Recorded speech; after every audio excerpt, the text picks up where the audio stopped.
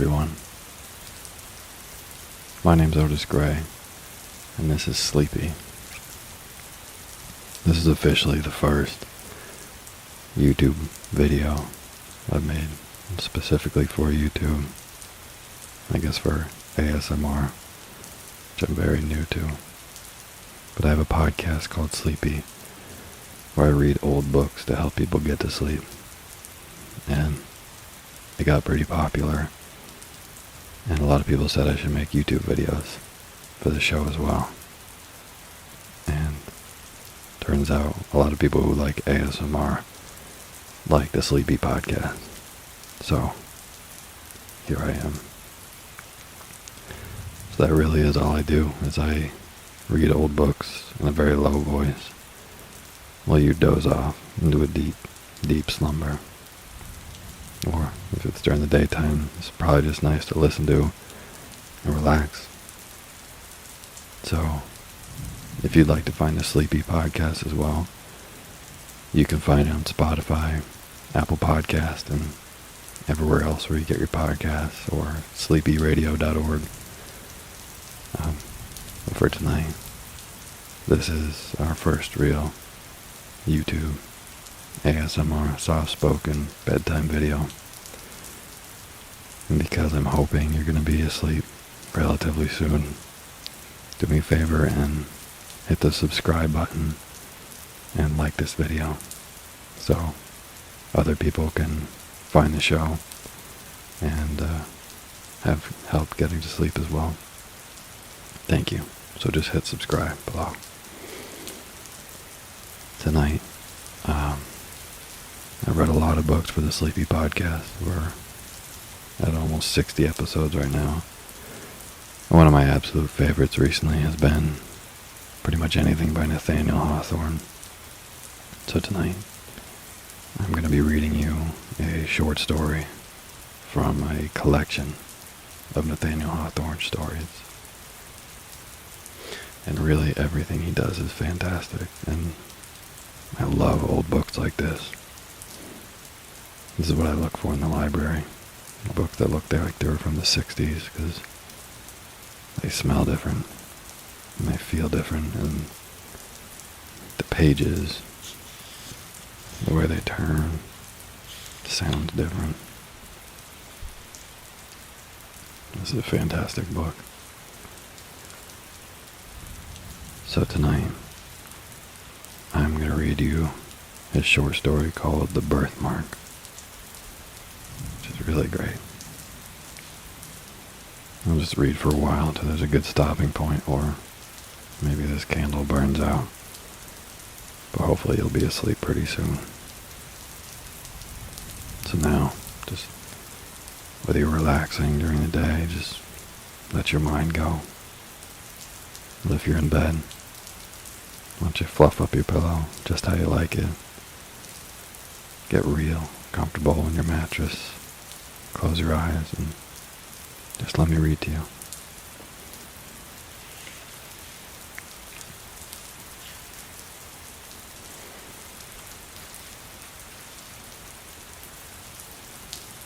The Birthmark by Nathaniel Hawthorne.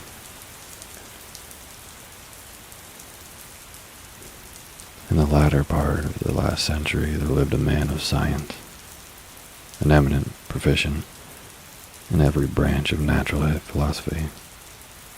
Also, I'm sorry if I make mistakes. I'll go back and fix them. An eminent proficient in every branch of natural philosophy, who not long before our story opens had made experience of a spiritual affinity more attractive than any chemical one. He had left his laboratory to the care of an assistant, cleared his fine countenance from the furnace smoke, washed the stain of acids from his fingers, and persuaded a beautiful woman to become his wife. In those days, when the comparatively recent discovery of electricity and other kindred mysteries of nature seemed to open paths into the region of miracle, it was not unusual for the love of science to rival the love of woman in its depth and absorbing energy. the higher intellect, the imagination, the spirit, even the heart might all find the congenial element in pursuits which, as some of their ardent votaries believed, would ascend from one step of powerful intelligence to another, until the philosopher should lay his hand on the secret of creative force and perhaps make new worlds for himself. We know not whether Alomar possessed this degree of faith in man's ultimate control over nature. He devoted himself, however, too unreservedly, to scientific studies, ever to be weaned from them by any second passion. His love for his young wife might prove the stronger of the two, but it could only be by intertwining itself with his love of science and uniting the strength of the latter to his own. Such a union accordingly took place, and was attended with truly remarkable consequences and a deeply impressive moral. One day, very soon after their marriage, Alomar sat gazing at his wife with a trouble in his countenance that grew stronger until he spoke. "Georgiana," said he, "has it never occurred to you the mark upon your cheek might be removed?" "No, indeed," said she, smiling, but perceiving the seriousness of his manner, she blushed deeply. To tell the truth, it has been so often called a charm that I was simple enough to imagine it might be so. "Ah, upon another face perhaps it might," replied her husband, "but never on yours. No, dearest Georgiana, you came so nearly perfect from the hand of nature that this slightest possible defect, which we hesitate whether to term a defect or beauty, shocks me, as being a visible mark of earthly imperfection." "Shocks you, my husband?" cried Georgiana, deeply hurt, at first reddening with momentary anger, but then bursting into tears. "Then why did you take me from my mother's side? You cannot love what shocks you." To explain this conversation, it must be mentioned that in the center of Georgiana's left cheek there was a singular mark, deeply interwoven, as it were, with the texture and substance of her face. In the usual state of her complexion, a healthy though delicate bloom, the mark wore a tint of deeper crimson, which imperfectly defined its shape amid the surrounding rosiness. When she blushed, it gradually became more indistinct, and finally vanished amid the triumphant rush of blood that bathed the whole cheek with its brilliant glow. But if any shifting motion caused her to turn pale, there was the mark again, a crimson stain upon the snow, in what Alomar sometimes deemed an almost fearful distinctness. Its shape bore not a little similarity to a human hand, though of the smallest pygmy size. Georgiana's lovers were wont to say that some fairy at her birth hour had laid her tiny hand upon the infant's cheek and left his impress there in token of the magic endowments that were to give her such sway over all hearts.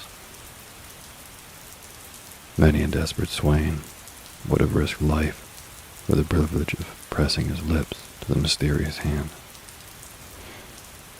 It must not be concealed, however, that the imperfection wrought by this fairy sign manual varied exceedingly, according to the difference of temperament in the beholders. Some fastidious persons, but they were exclusively of her own sex, affirmed that the bloody hand, as they chose to call it, quite destroyed the effect of Georgiana's beauty and rendered her countenance even hideous.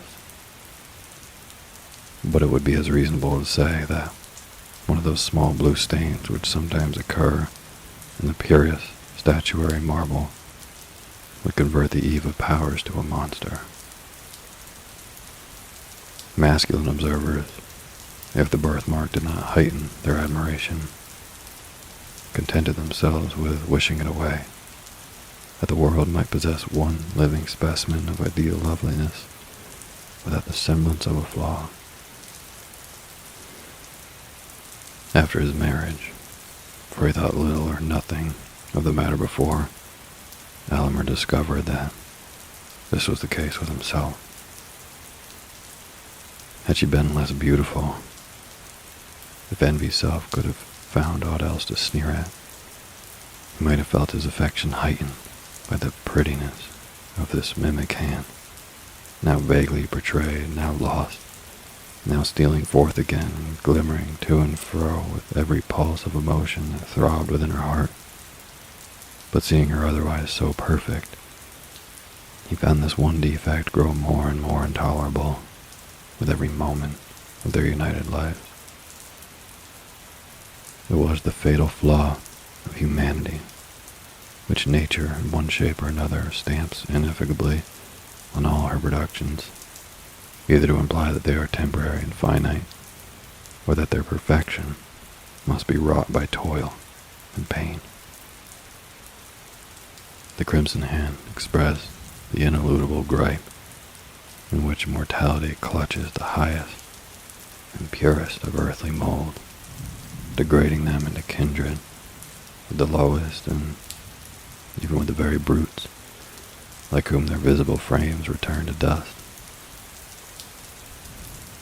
In this manner, selecting it as the symbol of his wife's liability to sin, sorrow, decay, and death, Alimer's somber imagination was not long in rendering the birthmark a frightful object, causing him more trouble and horror than ever Georgiana's beauty, whether of soul or sense, had given him delight. At all the seasons which should have their happiest, he invariably, and without intending it, nay, in spite of a purpose to the contrary, reverted to this one disastrous topic. Trifling as it first appeared, it so connected itself with innumerable trains of thought and modes of feeling that it became the central point of all. With the morning twilight, Alimer opened his eyes upon his wife's face and recognized the symbol of imperfection. And when they sat together at the evening hearth, his eyes wandered stealthily to her cheek, and beheld, flickering with the blaze of the wood fire, the spectral hand that wrote mortality where he would fain have worshipped. Georgiana soon learned to shudder at his gaze. He needed but a glance, with the peculiar expression that his face often wore, to change the roses of her red cheek into a death-like paleness, amid which the crimson hand was brought strongly out, like a bas-relief of ruby on the whitest marble. Late one night, when the lights were growing dim, so as hardly to betray the stain on the poor wife's cheek, she herself for the first time voluntarily took up the subject. "Do you remember, my dear Alimer," said she, with a feeble attempt at a smile, "have you ever any recollection of a dream last night about this odious hand?" "None whatever," replied Alimer, starting. But then he added, in a dry, cold tone, affected for the sake of concealing the real depth of his emotion, "I might well dream of it, for before I fell asleep, it had taken a pretty firm hold on my fancy." "And you did dream of it," continued Georgiana hastily, for she dreaded lest a gush of tears should interrupt what she had to say. "A terrible dream. I wonder that you can forget it. Is it possible to forget this one expression? It is in her heart now. We must have it out. Reflect, my husband, for by all means I would have you recall that dream, The mind is in a sad state when sleep, the all-involving, cannot confine her specters within the dim region of her sway, but suffers them to break forth, affrighting this actual life with secrets that perchance belong to a deeper one. Alimer now remembered this dream. He had fancied himself with his servant, Aminadab, attempting an operation for the removal of the birthmark, but the deeper went the knife, the deeper sank the hand, until at length its tiny grasp appeared to have caught hold of Georgiana's heart, whence, however, her husband was inexorably resolved to cut or wrench it away. When the dream had shaped itself perfectly in his memory, Alimer sat in his wife's presence, the guilty feeling. Truth often finds its way to the mind clothed muffled in robes of sleep, and then speaks with uncompromising directness of matters in regard to which we practice an unconscious self-deception during our waking moments. Until now, he had not been aware of the tyrannizing influence acquired by one idea over his mind, and of the length which he might find in his heart to go for the sake of giving himself peace. Alimer, resumed Georgiana solemnly, I know not what may be the cost to both of us to rid me of this fatal birthmark. Perhaps its removal may cause careless deformity, or maybe that the stain goes as deep as life itself. Again, do we know that there is a possibility, on any terms, of unclasping the firm gripe of this little hand which was laid upon me before I came into the world? Dearest Georgiana, I have spent much thought upon the subject, hastily interrupted Alimer. I am convinced of the perfect practicality of its removal. If there be the remotest possibility of it, continued Georgiana, let the attempt be made at whatever risk. Danger is nothing to me. For life, while this hateful mark makes me the object of your honor and disgust, life is a burden which I would fling down with joy. Either remove this dreadful hand, or take my wretched life. You have deep science. All the world bears witness to it.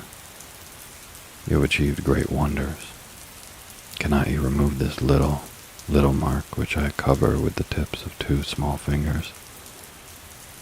Is this beyond your power? For the sake of your own peace, and to save your poor wife from madness. Noblest, dearest, tenderest wife, cried Alimer, rapturously, doubt not my power. I have already given this matter the deepest thought which might almost have enlightened me to create a being less perfect than yourself. Georgiana, you've led me deeper than ever into the heart of science. I feel myself fully competent to render this dear cheek as faultless as its fellow. And then, most beloved, what will be my triumph when I shall have corrected what nature left imperfect in her fairest work? Even Pygmalion, when his sculptured woman assumed life, felt not greater ecstasy than mine will be. It is resolved then, said Georgiana, faintly smiling. And Alimer, spare me not, though you should find the birthmark take refuge in my heart at last. Her husband tenderly kissed her cheek, her right cheek, not that which bore the impress of the crimson hand. The next day Alimer apprised his wife of a plan that he had formed whereby he might have the opportunity for intense thought and constant watchfulness which the proposed operation would require, while Georgiana likewise would enjoy the perfect repose essential to its success. They were to seclude themselves in the extensive apartments occupied by Alimer as a laboratory, and where, during his toilsome youth, he had made discoveries in the elemental powers of nature that had roused the admiration of all the learned societies in Europe. Seated calmly in his laboratory, the pale philosopher had investigated the secrets of the highest cloud region and of the profoundest minds. He had satisfied himself of the causes that kindled and kept alive fires of the volcano, and explained the mystery of fountains, and how it is that they gush forth, some so bright and pure, and others with such rich medicinal properties, from the dark bottom of the earth. Here too, at an earlier period, he had studied the wonders of the human frame, and attempted to fathom the very process by which nature assimilates all her precious influences from earth and air, and from the spiritual world, to create and foster man, her masterpiece. The latter pursuit, however, Alimer had long laid aside in unwilling recognition of the truth, against which all seekers sooner or later stumble, that her greater creative mother, while she amuses us with apparently working in the broadest sunshine, is yet severely careful to keep her own secrets, and in spite of her pretended openness, shows us nothing but results. She permits us indeed to mar, but seldom to mend, and like jealous patentee, on no account to make. Now, however, Alimer resumed these half-forgotten investigations, not, of course, with such hopes or wishes as first suggested them, but because they involved much physiological truth, and lay in the path with his proposed scheme for the treatment of Georgiana. As he led her over the threshold of the laboratory, Georgiana was cold and tremulous. Alimer looked cheerfully into her face, with intent to reassure her, but was so startled with the intense glow of the birthmark upon the whiteness of her cheek that he could not restrain a strong convulsive shudder. His wife fainted. "Aminadab! Aminadab!" shouted Alimer, stamping violently on the floor. Forthwith, there issued from an inner apartment a man of low stature but bulky frame, with shaggy hair hanging about his visage, which he grimed with vapors from the furnace. This personage had been Alimer's underworker during his whole scientific career, and was admirably fitted for that office by his great mechanical readiness, and the skill with which, while incapable of comprehending a single principle, he executed all the details of his master's experiments. With his vast strength, his shaggy hair, his smoky aspect, and the indescribable earthiness that encrusted him, he seemed to represent a man's physical nature, while Alimer's slender figure and pale, intellectual face were no less apt a type of the spiritual element. "Throw open the door of the boudoir, Aminadab," said Alimer, "and burn a pastil." "Yes, master," answered Aminadab, looking intently at the lifeless form of Georgiana, and then he muttered to himself, "If she were my wife, I'd never part with that birthmark."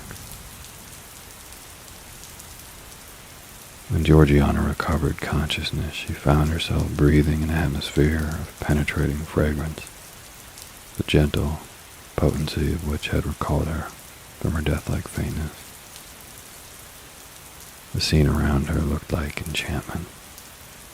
Alimer had converted those smoky, dingy, somber rooms, where he had spent his brightest years in recondite pursuits, into a series of beautiful apartments, not unfit to be the secluded abode of a lovely woman. The walls were hung with gorgeous curtains, which imparted the combination of grandeur and grace that no other species of adornment can achieve. And as they fell from the ceiling to the floor, their rich and ponderous folds, concealing all angles and straight lines, appeared to shut in the scene from the infinite space. For aught Georgiana knew, it might be a pavilion among the clouds, and Halimar, excluding the sunshine, which would have interfered with his chemical process, had supplied its place with perfumed lamps, emitting flames of various hue, but all uniting in a soft, empurpled radiance. He now knelt by his wife's side, watching her earnestly but without alarm, for he was confident in his science, and felt that he could draw a magic circle round her, within which no evil might intrude. "Where am I? Ah, I remember," said Georgiana faintly, and she placed her hand over her cheek to hide the terrible mark from her husband's eyes. "Fear not, dearest," exclaimed he. "Do not shrink from me. Believe me, Georgiana, I even rejoice in this single imperfection, since it will be such a rapture to remove it." "Oh, spare me," sadly replied his wife. "Pray do not look at it again. I never can forget that convulsive shudder." In order to soothe Georgiana, and as it were to release her mind from the burden of actual things, Halimar now put in practice some of the light and playful secrets which science had taught him among the profounder lore. Airy figures, absolutely bodiless ideas, and forms of unsubstantial beauty came and danced before her, imprinting their momentary footsteps on beams of light. Though she had some indistinct idea of the method of these optical phenomena, still the illusion was perfect enough to warrant the belief that her husband possessed sway over the spiritual world. Then again, when she felt a wish to look forth from her seclusion, immediately, as if her thoughts were answered, the procession of external existence flitted across a screen. The scenery and the figures of actual life were perfectly represented, but with that bewitching, yet indescribable difference which always makes a picture, an image, or a shadow so much more attractive than the original. When wearied of this, Halimar bade her cast her eyes upon a vessel containing a quantity of earth. She did so, with little interest at first, but was soon startled to perceive the germ of a plant shooting upward from the soil. Then came the slender stalk. The leaves gradually unfolded themselves, and amid them was a perfect and lovely flower. "It is magical," cried Georgiana. "I dare not touch it." "Nay, pluck it," answered Halimar. "Pluck it, and inhale its brief perfume while you may. The flower will wither in a few moments, and leave nothing to save its brown seed vessels, but thence may be perpetuated a race as ephemeral as itself." But Georgiana had no sooner touched the flower than the whole plant suffered a blight, its leaves turning coal black, as if by agency of fire. "There was too powerful a stimulus," said Halimar, thoughtfully. To make up for this abortive experiment, he proposed to take her portrait by a scientific process of his own invention. It was to be effected by rays of light striking upon a polished plate of metal. Georgiana assented, but on looking at the portrait, was affrighted to find the features of the portrait blurred and indefinable. while the minute figure of a hand appeared where the cheek should have been. Alimer snatched the metallic plate and threw it into a jar of corrosive acid. Soon, however, he forgot these mortifying failures. In the intervals of study and chemical experiment, he came to her flushed and exhausted, but seemed invigorated by her presence, and spoke in glowing language of the resources of his art. He gave a history of the long dynasty of the alchemists, who spent so many ages in quest of the universal solvent by which the golden principle might be elicited from all things vile and base. Alimer appeared to believe that, by the plainest scientific logic, it was altogether within the limits of possibility to discover this long-sought medium. But, he added, a philosopher who should go deep enough to acquire the power would attain too lofty a wisdom to stoop to the exercise of it. Not less singular were his opinions in regard to the elixir vitae. He more than intimated that it was at his option to concoct a liquid that should prolong life for years, perhaps intermittently, but that it would produce a discord in nature which all the world, and chiefly the coiffure of the immortal nostrum, would find cause to curse. Alimer, are you in earnest? Asked Georgiana, looking at him with amazement and fear. It is terrible to possess such power, or even to dream of possessing it. Oh, do not tremble, my love, said her husband. I would not wrong either you or myself by working such inharmonious effects upon her life. But I would have you consider how trifling, in comparison, is the skill requisite to remove this little hand. At the mention of the birthmark, Georgiana, as usual, shrank as if a red-hot iron had touched her cheek. Again, Alimer applied himself to his labors. She could hear his voice in the distant furnace room giving directions to Aminadab, whose harsh, uncouth, misshapen tones were audible in response, more like a grunt or a growl of a brute than human speech. After hours of absence, Alimer reappeared and proposed that she should now examine his cabinet of chemical products and natural treasures of the earth.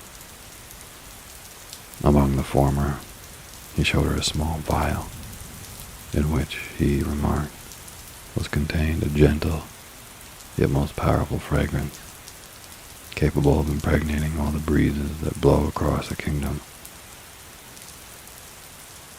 They were of inestimable value, the contents of that little vial, and as he said so, he threw some of the perfume into the air and filled the room with piercing and invigorating delight.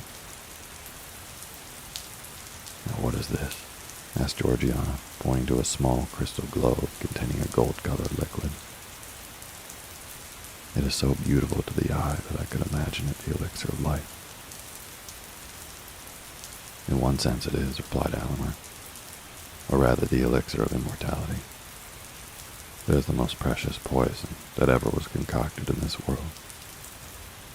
By its aid, I could apportion the lifetime of any mortal at whom you might point your finger. The strength of the dose would determine whether he were to linger out for years or drop dead in the midst of a breath. No king on his guarded throne could keep his life if I, in my private station, should deem that the welfare of millions justified me in depriving him of it. Why do you keep such a terrific drug? Inquired Georgiana in horror. Do not mistrust me, dearest, said her husband, smiling. Its virtuous potency is yet greater than its harmful one. But see, here is a powerful cosmetic. With a few drops of this in a vase of water, freckles may be washed away as easily as the hands are cleansed. A stronger infusion would take the blood out of the cheek and leave the rosiest beauty a pale ghost.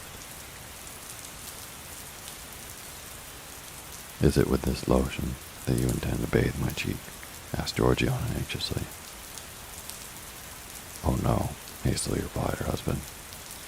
"This is merely superficial. And your case demands a remedy that shall go deeper." In his interviews with Georgiana, Alomar generally made minute inquiries as to her sensations and whether the confinement of the rooms and the temperature of the atmosphere agreed with her. These questions had such a particular drift that Georgiana began to conjecture that she was already subjected to certain physical influences, either breathed in with the fragrant air or taken with her food. She fancied likewise, but it might be altogether fancy, that there was a stirring of her system, a strange, indefinite sensation creeping through her veins, and tingling half painfully, half pleasurably at her heart. Still, whenever she dared to look into the mirror, there she beheld herself pale as a white rose and with a crimson birthmark stamped upon her cheek. Not even Alomar now hated it so much as she. To dispel the tedium of the hours which her husband found it necessary to devote to the processes of the combination analysis, Georgiana turned over the volumes of his scientific library. In many dark old tomes, she met with chapters full of romance and poetry. They were the works of philosophers of the Middle Ages, such as Albertus Magnus, Cornelius Agrippa, Paracelsus, and the famous friar who created the prophetic brazen head. All these antique naturalists stood in advance of their centuries, yet were imbued with some of their credulity, and therefore were believed, and perhaps imagined themselves to have acquired from the investigation of nature a power above nature, and from physics a sway over the spiritual world.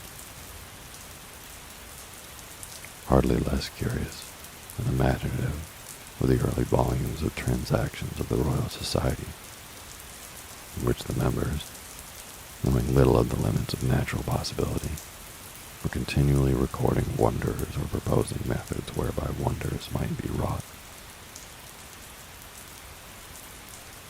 But to Georgiana, the most engrossing volume was a large folio from her husband's own hand, in which he had recorded every experiment of his scientific career, its original aim, the methods adopted for its development, and its final success or failure, of the circumstances to which either event was attributable. The book, in truth, was both the history and emblem of his ardent, ambitious, imaginative, yet practical and laborious life. He handled physical details as if they were nothing beyond them, yet spiritualized them all, and redeemed himself from materialism by his strong and eager aspiration towards the infinite. In his grasp, the various claws of earth assumed a soul. Georgiana, as she read, reverenced Alomar, and loved him more profoundly than ever, but with a less entire dependence on his judgment than heretofore.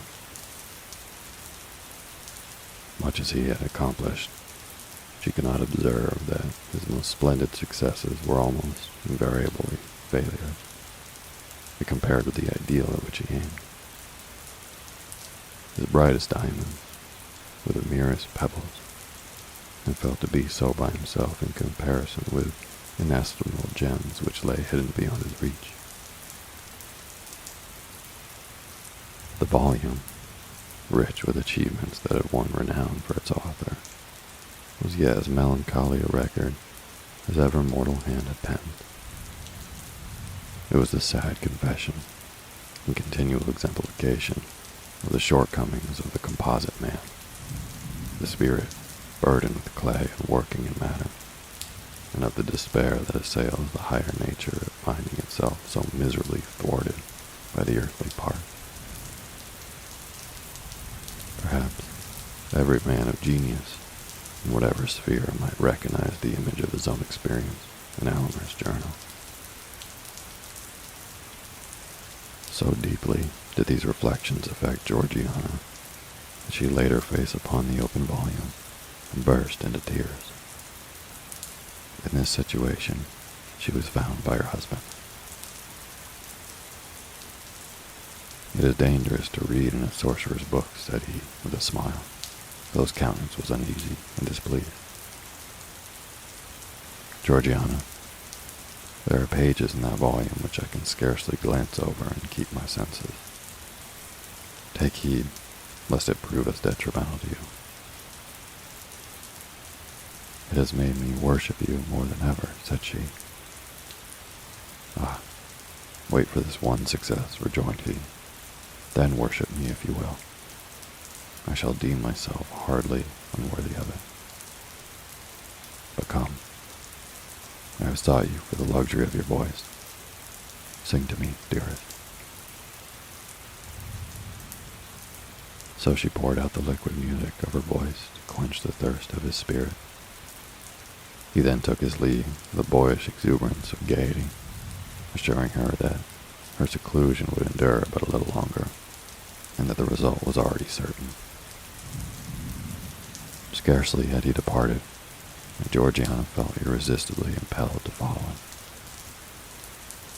She had forgotten to inform Alimer of a symptom which, for 2 or 3 hours past, had begun to excite her attention.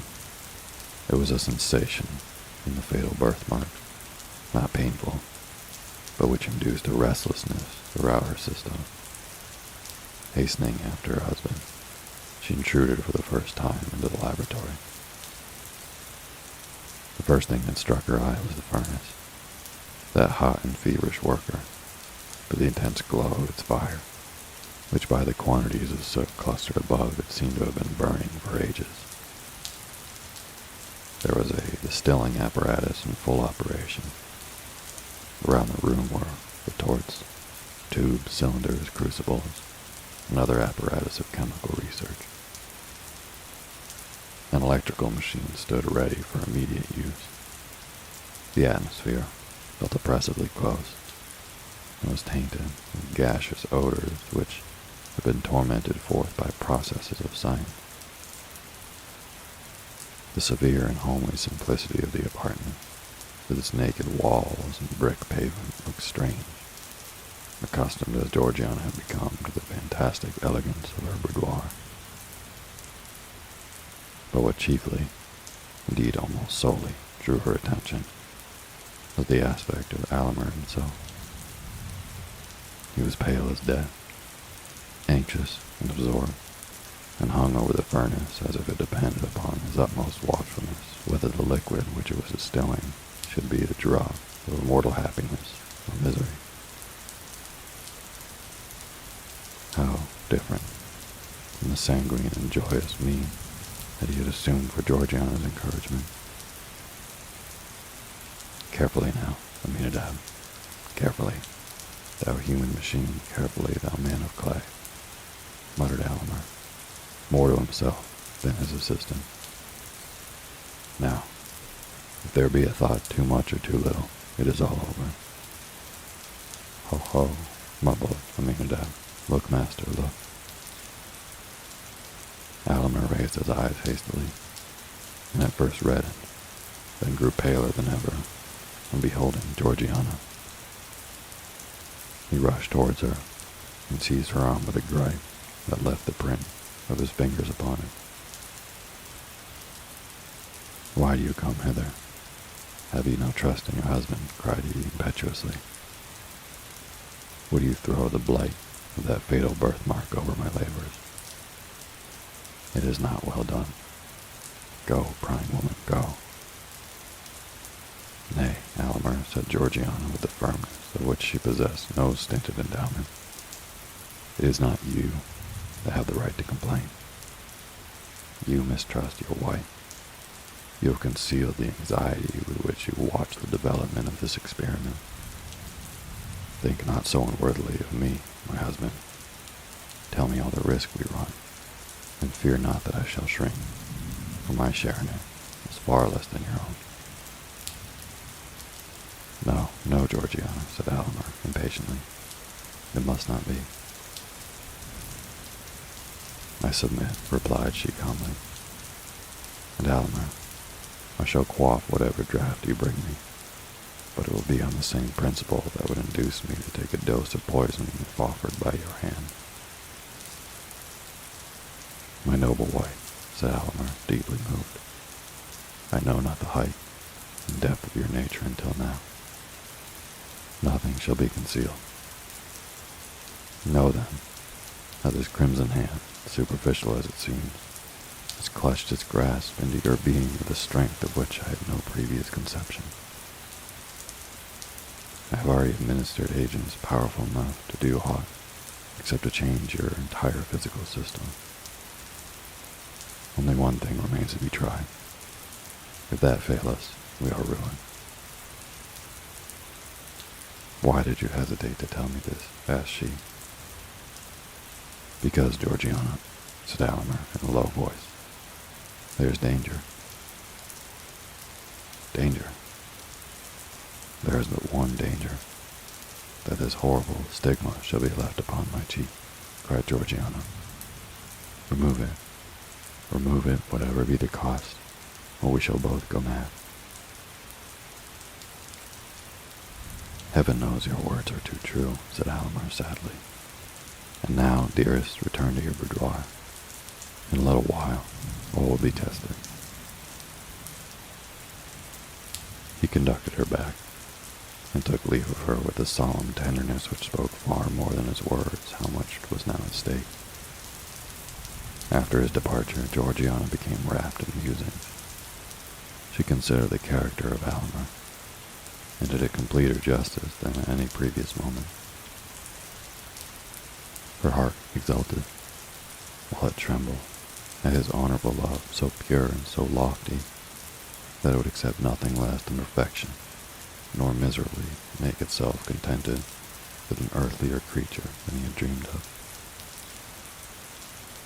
She felt now much more precious was such a sentiment than that meaner kind which would have borne with the imperfection for her sake, and have been guilty of treason to holy love by degrading its perfect idea to the level of the actual.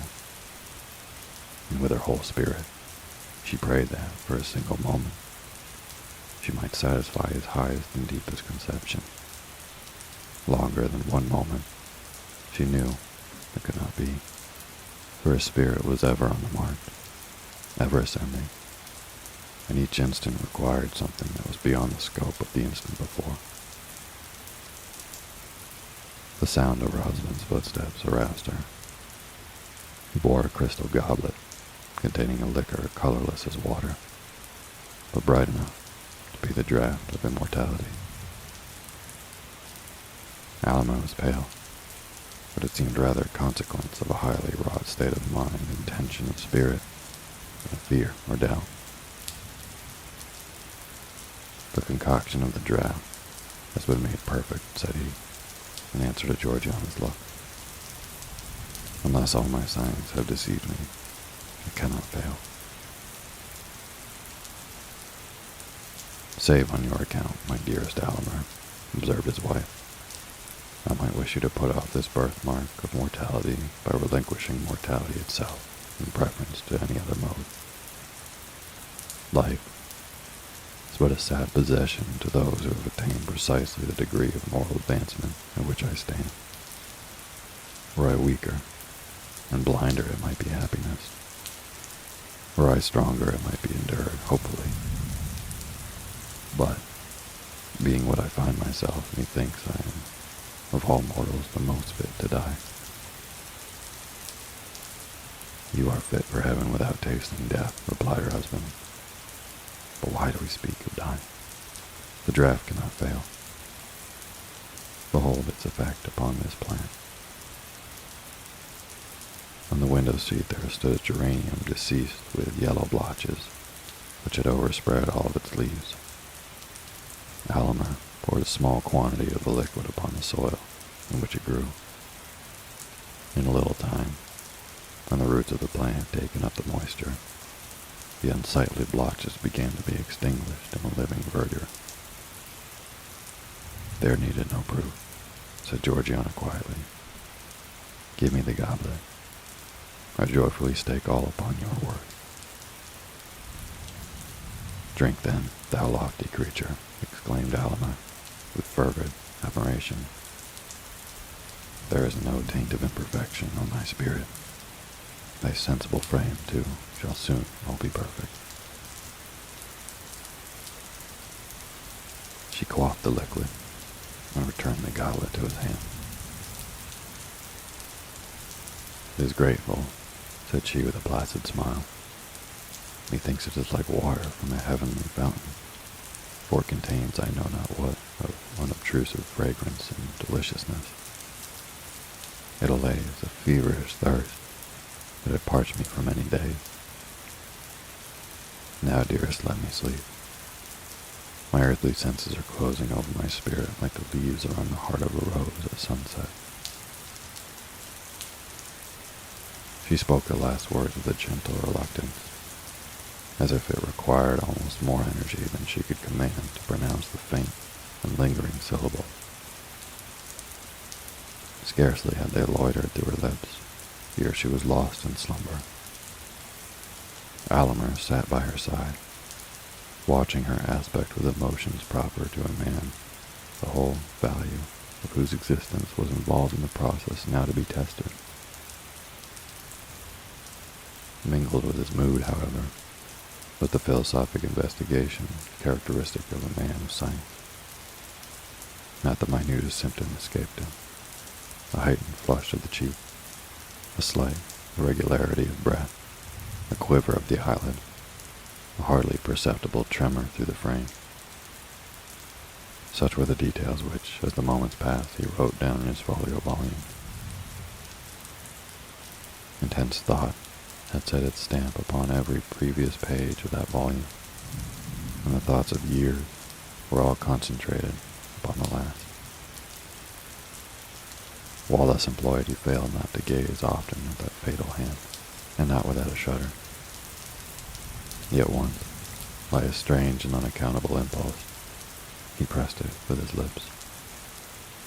His spirit recoiled, however, in the very act, and Georgiana, out of the midst of her deep sleep, moved uneasily and murmured as if in remonstrance. Again, Alimer resumed his watch. Nor was it without avail. The crimson hand, which at first had been strongly visible upon the marble paleness of Georgiana's cheek, now grew more faintly outlined. She remained not less pale than ever, but the birthmark, with every breath that came and went, lost somewhat of its former distinctness. His presence had been awful. His departure was awful still. Watch the stain of a rainbow fading out of the sky, and you will know how that mysterious symbol passed away. By heaven, it's well nigh gone, said Alimer to himself, in almost irrepressible ecstasy. I can scarcely trace it now. Success, success. And now it is like the faintest rose color. The lightest flush of blood across her cheek would overcome it. But she is so pale. He drew aside the window curtain and suffered the light of natural day to fall upon the room and rest upon her cheek. At the same time, he heard a gross, hoarse chuckle, which he had long known as his servant Aminadab's expression of delight. Ah, Claude! Ah, earthly mask, cried Alimer, laughing in a sort of frenzy. You have served me well. Matter and spirit, earth and heaven, have both done their part in this. Laugh, thing of the senses. You have earned the right to laugh. These exclamations broke Georgiana's sleep. She slowly unclosed her eyes and gazed into the mirror, which her husband had arranged for that purpose. A faint smile flitted over her lips when she recognized how barely perceptible was now that crimson hand which had once blazed forth with such disastrous brilliancy as to scare away all of their happiness. But then, her eyes sought out Alimer's face with a trouble and anxiety that he could by no means account for. "My poor Alimer," murmured she. "Poor? Nay, richest, happiest, most favored," exclaimed he. "My peerless bride, it is successful. You are perfect." "My poor Alimer," she repeated, with a more than human tenderness. "You have aimed loftily, and you have done nobly. Do not repent that with so high and pure a feeling you have rejected the best the earth could offer. Alimer, dearest Alimer, I am dying." Alas, it was true. The fatal hand had grappled with the mystery of life, and was the bond by which the angelic spirit kept itself in union with a mortal frame. As the last crimson tint of the birthmark, that sole token of human imperfection, faded from her cheek, the parting breath of the now perfect woman passed into the atmosphere, and her soul, lingering a moment near her husband, took its heavenward flight. Then a hoarse, chuckling laugh was heard again. Thus ever does the gross fatality of earth exult in its invariable triumph over the immortal essence which, in this dim sphere of half-development, demands the completeness of a higher state. Yet, had Alimer reached a profounder wisdom, he need not thus have flung away the happiness which would have woven his mortal life of the self-same texture with the celestial. The momentary circumstance was too strong for him. He failed to look beyond the shadowy scope of time, and living once for all in eternity, to find the perfect future in the present.